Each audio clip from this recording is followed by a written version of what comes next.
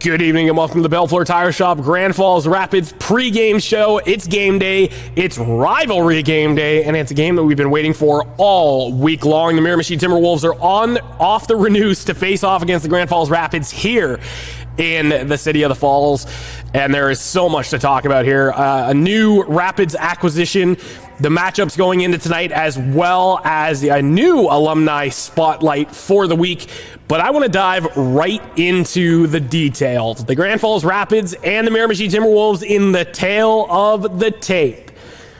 This is a matchup that was much anticipated since the last time the Grand Falls Rapids faced off against the Miramichi Timberwolves. It was a 6-5 victory for the Grand Falls Rapids, and one that I'm sure they want to continue rolling on that momentum. Grand Falls currently sits in 6th place in the North Division, with the Miramichi Timberwolves in 3rd place, chasing down the West Kent Steamers by just a couple of points here. Miramichi is only 1 point ahead of the Campbellton Tigers, so they want to put as much distance between them and the Tigers as possible, and they also want to catch West Kent, like I just mentioned, with that 3-point lead on them. Grand Falls, on the other hand, looking to get ahead of the Fredericton Red Wings and the Miramichi Timberwolves, who they only trail by 4 points, and the Red Wings, they're only behind by 1 point, so that's something that is worth looking at as well. And in a tight division race this season, there's only 5 points that separate the bottom 4 teams from making the playoffs, or rather contending for the playoffs.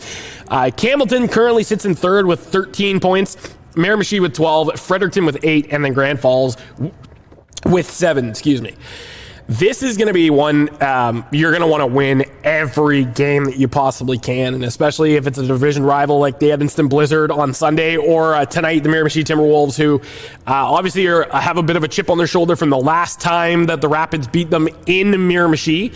That's going to be something to watch as well. Now, storylines going into tonight, this is one that it's been interesting to say the very least. We're going to go into the season series. It's 1-1. They're playing their 3rd game of the season against each other. The last time I mentioned that the Grand Falls Rapids won 6-5 in what was a very extremely close game.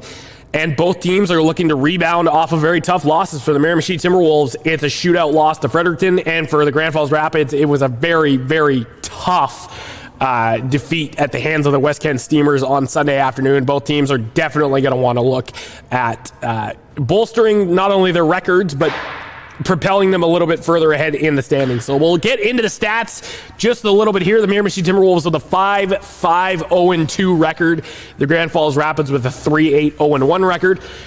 Justin LaFontaine leading the way with goals for the Timberwolves. Justin David, of course, with points and assists, totaling 13 and 19 respectively. For the Grand Falls Rapids, Jonah Leard still leading the way with 8 goals. Jeremy Dastu with points, 15 and 12 assists. Now let's look at the head-to-head matchups a little bit. So Miramichi has obviously outscored their opponents 54-50. This is something that we're going to talk about a little bit as this episode goes on as well, because you can see that a lot of their goals are 5-on-5.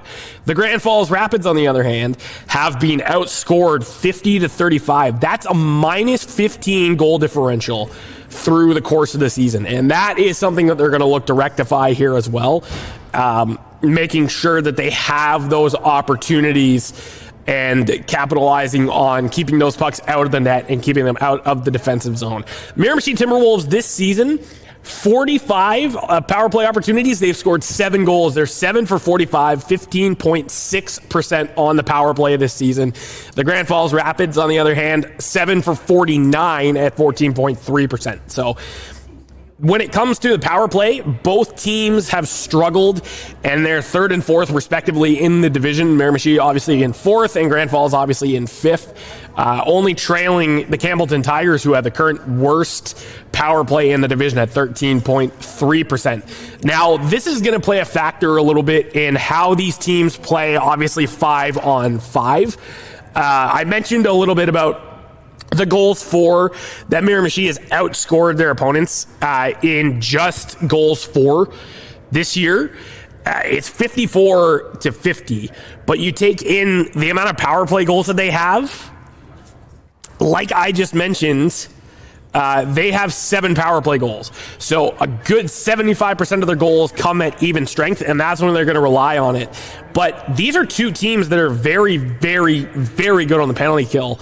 The Grand Falls Rapids, obviously, their penalty kill is 3rd in the North Division, only trailing Edmundston and Miramichi. Obviously, Miramichi with an 83.6% penalty kill percentage, and Edmundston leading the way with an almost flawless 86.8% on the penalty kill. So both teams are going to look to capitalize on those opportunities 5-on-5. I don't think special teams are going to play a huge factor. Both teams have been immaculate on the power play, or on the penalty kill rather, so far. It's going to be something that's going to be a very, very interesting game to watch from special teams perspective. But here's what we're looking to expect in this game. So the special teams will be one thing to watch, right? You obviously, it's not that they won't score in the power play, each team, but you obviously want to try and limit those opportunities from coming up. There will be physicality. It's going to be a game where both teams are going to be out for blood. They're going to be out to look to strike first, to make sure that they are, for lack of a better word, intensifying that rivalry and staking their claim, getting those goals in the back of the net so they can propel themselves upwards in the standings. It's likely going to be a high-scoring affair. We saw the last time that these two teams faced off. Both times that they faced off this year, there have been a lot of goals scored in this game. And of course, the last time I mentioned the Grand Falls Rapids beating the Miramichi Timberwolves by a score of 6-5. This is something that's not necessarily new, and it's probably going to be one of the outcomes here tonight. You look at the amount of goals that the Timberwolves have let up.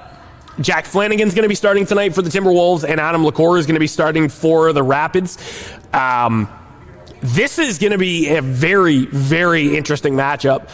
And I want to talk a little bit about the goals that they've let up that were strictly just on 5-on-5, right? We talked about how the Grand Falls Rapids have been outscored 35-50. And obviously, Miramichi is outscoring their opponents, like we mentioned. But you look at their power play goals against. The Miramichi Timberwolves have the 3rd lowest power play goals against this season with 9. So they had, they're 9 for 55. Their power play goals against is not bad. They've killed off a lot of those power plays that they've faced.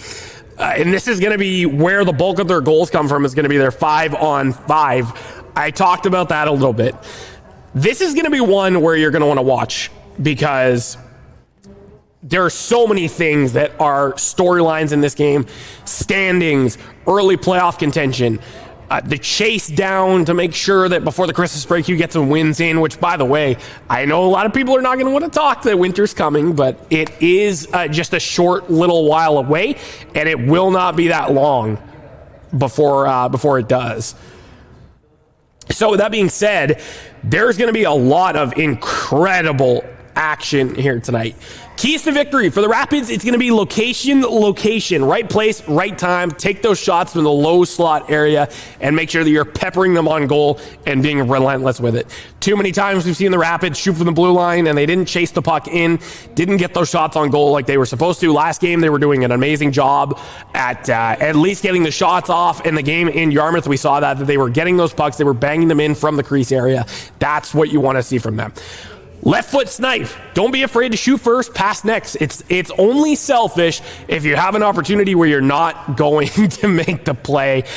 That's what the Rapids need to do, is make sure that they are shooting first before passing. And that's on the power play. Part of the reason why their power play is so weak is there's a lot of passing. There's not really a whole lot of shooting going on. That's something that we've noticed in the last few games as well. And finally, discipline. Stay out of the box. Keep it clean. Miramichi is one of those teams that's going to try and thrive off of getting under your team's skin. That's something you want to avoid. So keep it clean. Make sure to stay out of the box. Keep it disciplined and play the game that you want to play right out the gate. So with that being said, we have yet another new Grand Falls Rapids player. So over the last couple of days, the Rapids and the Campbellton Tigers announced the trade that would send Marco LeBlanc to Campbellton in exchange for Jack Brown. There were a couple of picks, so the full trade is this: Marco LeBlanc and a third-round pick that belongs to West Kent in exchange for Campbellton, or two of the Campbellton Tigers in exchange for Jack Brown and a conditional third-round pick in the 2026 MHL draft. Now, we don't yet know what the condition is of the trade, but if I can find that out for you, then I will 100% share that information. But this is something to be very excited about. Jack Brown is a player who Rapids fans, if you're not familiar with him, you're getting a very incredible player. Tigers fans could not stop raving about how incredible he really is. This is what you're getting with him. So he's a 6'1", 190-pound defenseman. Has 4 assists through 11 games this season, 18 years old, so you have him for another 2 to 3 years on your blue line, and he has those intangible skills. We were talking about last game how Ethan Kane has those intangibles by blocking those shots, and he has those quality defensive efforts. That's something that Jack Brown also has. He's a very good two-way defender, and he's also great on the penalty kill. That's the guy that you're going to want to have out there. If you want to get those zone entry breakups, if you want to have a guy who can power or quarterback the penalty kill, that's someone that you want to have on your team. And I wasn't able to find any of the footage, but from what we have seen in the past and what Rapids fans have seen in the past, he's a guy who doesn't shy away from getting a big hit, doesn't shy away from going into the corners and getting the puck, and is a just solid all-around defenseman. Somebody who I'm sure Rapids fans, if you haven't heard that much about Jack Brown, you should be extremely excited, because this is a player who is going to be not only a fan favorite in Grand Falls, I think, but is also going to be an integral part of the blue line. So a huge addition to the Grand Falls Rapids blue line, and Jack Brown playing his first game tonight with the Rapids. This is going to be a very fun one, to say the very least. Look for number 81 on the ice. That's what number he's going to be wearing tonight. This is going to be one, it's going to be a very special debut for him, and one that's going to be a very physical game against the Timberwolves. Something to obviously look forward to.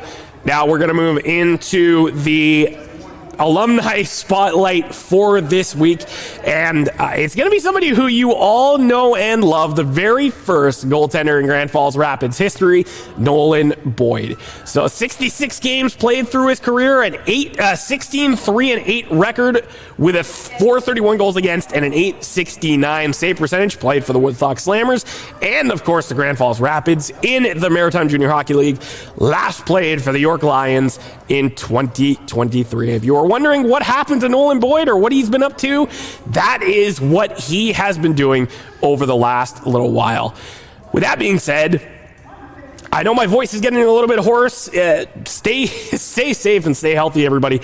The cold is not a joke. It's not something to be messed with, that's for sure. So I'm a little bit rugged, but I'm still going to be doing my best to entertain each and every one of you, and we're going to make some noise tonight to cheer on these Rapids.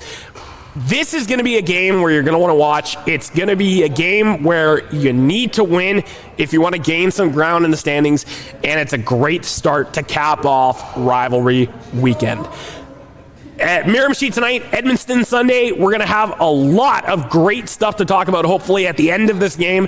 When the post-game rolls around, this is going to be a very fun one, I think. Stay tuned for the game on Flow Hockey, where David Judge is going to have the call for you. And then tune into the post-game,